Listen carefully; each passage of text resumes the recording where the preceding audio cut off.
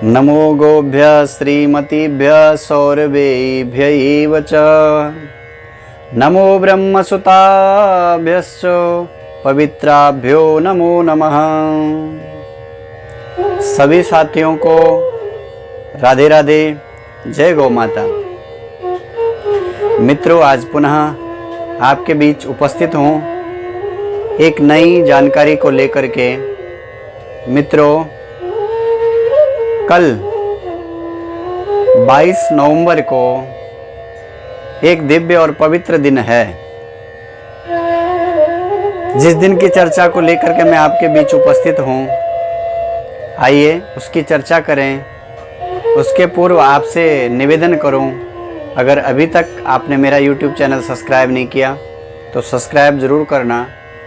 और कोई भी जानकारी आपके बीच में लेकर के आता हूँ तो उस जानकारी को पूरा ज़रूर सुनिए, पूरी जानकारी को सुनिए, क्योंकि कभी कभी अंत में अच्छी अच्छी बातें जो रहती हैं और उनको हम छोड़ देते हैं आधा वीडियो सुन करके। इसलिए पूरी जानकारी को सुनना और फिर जिस विधि से बताया जाता है उस विधि से आप करेंगे तो उसका आपको पूरा लाभ मिलेगा। तो आइए चर्चा करते हैं। कल जो है गोपाष्टमी का पावन पर्व है। गोपाष्टमी, गोप अष्टमी। गो हमने पिछले वीडियो में भी चर्चा की थी, गाय को भी बोलते हैं। और गोप जो है वो भगवान कृष्ण के जो सखा हैं और भगवान कृष्ण के जो मंडली है उनको भी गोप कहते हैं। तो कल का दिन जो है वो गोपाष्टमी का पावन दिन है। और बंधुओं, ये गोपाष्टमी का पर्व भगवान श्री कृष्ण से ही ये प्रारंभ हुआ। दिवाली का दिन अमावस्या का दिन होता है और दिवाली का जो दूसरा दिन है उसको अन्नकूट बोलते हैं। शुक्ल पक्ष की प्रतिपदा की तिथि जो आती है वो अन्नकूट का पवित्र दिन होता है। उस दिन हम गोवर्धन पूजा करते हैं। पीछे का वीडियो आपने देखा होगा, उस दिन हम गौशाला में जा करके आप सबको गौ का दर्शन भी कराया था। और उस दिन अवसर दिया माँ गैया ने, तो अवसर मिला तो गौ का पूजन आपको दिखाया भी और गौ का महत्व भी हमने समझा उस दिन। तो कल का जो दिन है वो गोपाष्टमी का दिन है। और ये गोपाष्टमी का दिन भगवान कृष्ण, दिवाली का दिन दूसरे दिन गोवर्धन पूजा का, अन्नकूट जिसको बोलते हैं। और उस अन्नकूट के प्रतिपदा को रहता है, उस दिन भगवान ने सारे गोप गालों के द्वारा गिरिराज का पूजन कराया, गोवर्धन का पूजन कराया, गौ का पूजन कराया। और उसके बाद भगवान ने सारे ब्रजवासियों के द्वारा जो 56 भोग इंद्र पूजन के लिए बनाए गए थे, उन 56 भोगों का भगवान गोवर्धन को यानी गौ के आगे वो भोग लगाया, गोवर्धन के आगे वो भोग लगाया। और स्वयं भगवान गिरिराज से प्रकट हुए, गोवर्धन से भगवान स्वयं प्रकट हुए और उस भोगों को भगवान ने लगाया। तो जब ये पूजन हुआ उस दिन, उसके बाद इंद्र देवता ऊपर से देख रहे थे और बहुत नाराज हुए। इंद्रदेव क्रोधित हो गए और उन्होंने सांवर्तक नाम का जो मेघ होता है, जो प्रलय में इंद्र जिनको आज्ञा देता है, ऐसे भयंकर मेघों को इंद्र ने आज्ञा दी और उसने ब्रज के ऊपर चढ़ाई की। और ब्रज के ऊपर जब उसने चढ़ाई की तो 7 दिन तक ब्रजमंडल के ऊपर भयंकर गर्जना के साथ बारिश होती रही। उसी दिन फिर हमारे गिरिराज प्रभु ने, गोवर्धनधारी भगवान कृष्ण ने गिरिराज को धारण किया अपनी छोटी उंगली में। और एक दिन नहीं, 7 दिन तक धारण किया गया। तो वहाँ प्रतिपदा वो रहती है और यहाँ गोपाष्टमी, यानी इन 7 दिनों तक भगवान ने अपने छोटी उंगली में गिरिराज पर्वत को धारण किया।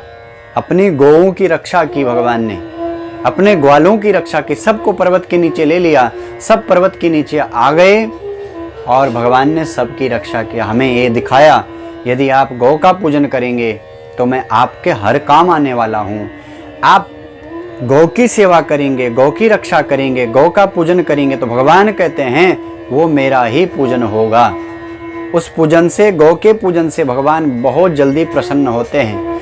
और बंधुओं, आपने देखा है कि भगवान कृष्ण स्वयं गोचारण करते हैं। गौ की सेवा भगवान स्वयं करते हैं। भगवान स्वयं गौ के पीछे, इतना ही नहीं, नंगे पैर गौ के पीछे दौड़े। एक बार मैया ने पूछ भी लिया कि कन्हैया तुम्हारे लिए जूती चप्पल बनवा दें, जूती बना दें। भगवान ने कहा नहीं मैया, मेरी गैया जब जूती नहीं पहनती तो मैं क्यों पहनूं। बंधुओं, गौ के अंदर 33 कोटि देवताओं का वास होता है। हमारे जितने देवी देवता हैं सब गौ के अंदर होते हैं। केवल गौ को वंदन करने से, गौ की सेवा करने से, गौ को चारा देने से, जो हम जैसे भोग लगाते हैं ना भगवान को अपने घर में, ऐसे ही गौ को आप चारा देते हैं तो 33 कोटि जो हमारे देवता हैं सभी देवी देवताओं को वो भोग लगता है और वो देवताओं का आशीर्वाद हमें मिलता है। इसलिए बहुत अच्छा दिन है कल गोपाष्टमी का। तब से ये पर्व शुरू हुआ, क्योंकि बाद में जब इंद्र ने प्रकोप किया ब्रजवासियों के ऊपर तो भगवान ने गिरिराज को धारण किया और 7 दिन तक धारण करते रहे। अष्टमी के दिन इंद्र ने देखा कि कुछ भी नहीं हुआ। सारे ब्रजवासी तो भगवान के शरण में बैठे हुए हैं, गौ के शरण में बैठे हैं, किसी का बाल भी बांका नहीं हुआ। तो इंद्रदेव स्वयं कामधेनु को लेकर के भगवान कृष्ण के पास में आए और इंद्र ने फिर भगवान की दिव्य स्तुति की, भगवान को मनाया। और बारिश तो बंद हो चुकी थी, सारे ब्रजवासी बाहर निकल आए। तो कामधेनु को ये लेकर के आया था। कामधेनु ने भगवान का अभिषेक किया, भगवान कृष्ण का इंद्र ने स्वयं पूजन किया और कामधेनु गैया के दूध से भगवान कृष्ण का अभिषेक कराया। उसी दिन से भगवान का एक नाम पड़ा गोविंद। गो, गाय से हमारे प्रभु गोविंद नाम भगवान का पड़ा, जो आप सबसे फेमस प्रसिद्ध नाम है भगवान का गोविंद। गोविंद दामोदर माधवेति, उसी दिन से भगवान का एक गोविंद नाम पड़ा। यही वो अष्टमी का दिन था जिस दिन गौ ने भगवान का अभिषेक किया था और भगवान ने गौ को वंदन किया, गौ का पूजन किया इसी दिन। इसलिए बंधुओं, ये बहुत दिव्य दिन है गोपाष्टमी का। आप भी अपने परिवार के साथ, अपने बच्चों के साथ किसी गौशाला में जाइए। अगर आपके पास गाय है तो उसका पूजन करिए। गाय का सुंदर, पहले उसके पैर धोने हैं जल से, गंगा जल, शुद्ध जल जो भी है, उस जल से पहले गाय मैया के पैर धोने हैं। सुंदर उनको स्वच्छ कीजिए, धोइए और उसके बाद गाय को सुंदर तिलक कीजिए, अक्षत लगाइए। सौभाग्य की वृद्धि होती है तिलक लगाने से, अक्षत चढ़ाने से सौभाग्य की, धन की वृद्धि होती है, घर में सुख समृद्धियों की वृद्धि होती है। इतना ही नहीं, पितृदोष जिनको होता है गौ के पूजन से वो पितृदोष दूर हो जाता है। जिनके व्यापार में वृद्धि नहीं हो रही, व्यापार ढंग से नहीं चल रहा है, अगर वो गाय की सेवा और गाय का पूजन करते हैं तो व्यापार में वृद्धि हो जाती है। जिनकी नौकरी नहीं लग रही है, अटक रहे हैं बार बार, तो बहुत अच्छा दिन है कल। गौ पूजन करिए, तिलक करिए, गौ को माला है तो माला चढ़ाइए, नहीं तो पुष्प चढ़ाइए और फिर गाय को कुछ टीका चंदन करके, वस्त्र है तो वस्त्र चढ़ाइए, आरती उतारिए गैया मैया की। कर्पूर गौरम करुणावतारम संसार सारम भुजगेंद्रहारम सदा वसंतम हृदयारविंदे भवम भवानी शैतम नमामि।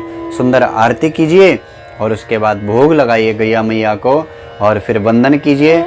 जगह है तो परिक्रमा कीजिए, फेरी लगाइए और गौ का जो रज है, चरणों की जो धूली है, उसका तिलक कीजिए।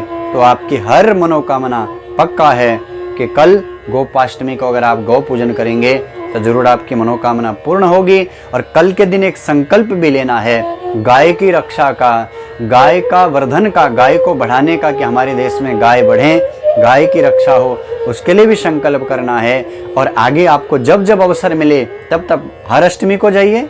हर अष्टमी गोपाष्टमी है, हर अष्टमी को किसी गौशाला में जा करके वहाँ कुछ गायों के लिए दान कीजिए ताकि गौ की रक्षा हो, गौ का संवर्धन हो। गौ के अंदर सारी देवता हैं। बंधुओं, तीर्थ में जाने पे तो आपको पैसा खर्च के जाना पड़ता है, पर गौ आपके पास में है तो उस गौ को वंदन करने मात्र से तीर्थ का पुण्य मिल जाता है। इसका मतलब ये नहीं कि तीर्थ नहीं जाना, सामर्थ्य है आपके पास तो जाना चाहिए, पर अगर सामर्थ्य नहीं है तो केवल एक गौ को वंदन करने से ये पुण्य अपने को मिल जाता है। तो कल गोपाष्टमी के दिन आप भी अपने परिवार के साथ गौ का पूजन करिए और गोपाष्टमी की आपको और आपके परिवार को खूब सारी शुभकामनाएं। गैया मैया आपके हर मनोकामना पूर्ण करे। बंधुओं, अगर वीडियो आपको अच्छा लगे तो अपने मित्रों के साथ शेयर ज़रूर करना और कमेंट जरूर वीडियो में करिए, लाइक ज़रूर करना और मित्रों के साथ साझा ज़रूर करिए वीडियो। फिर एक वीडियो के साथ पुनः मिलेंगे आपको। तब तक आप सबको जय गौ माता, राधे राधे।